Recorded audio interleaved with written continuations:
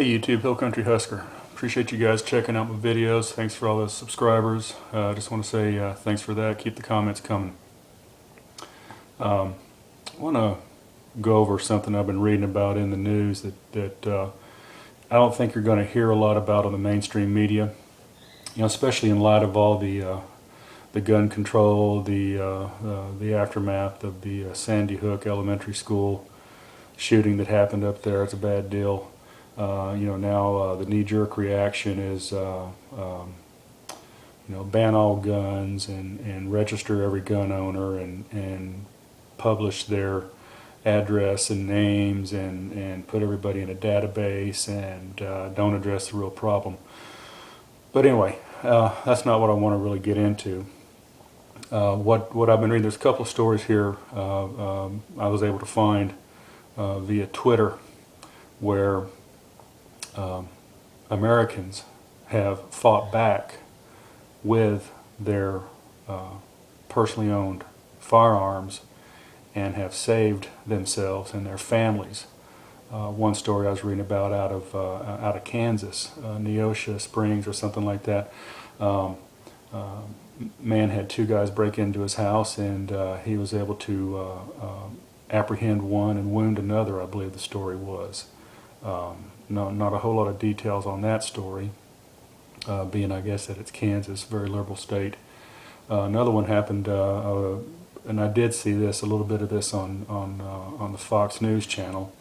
Didn't really go into a lot of details on it, but this one was a lady in Georgia, I think just east of Atlanta, if I'm not mistaken. Anyway, this lady's at home, hears a knock at her door. She thinks it's just somebody soliciting something, so she yells down at her kids, don't answer the door. Next thing you know, perpetrator is busted in the door and is in the house.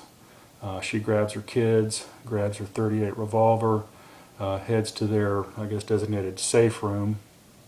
And I don't know if it was a closet or a crawl space or exactly what it was, but our perpetrator comes in and opens up the door, and he's looking down the barrel of this lady's .38 revolver, and she puts 5 out of 6 rounds into his face and neck area.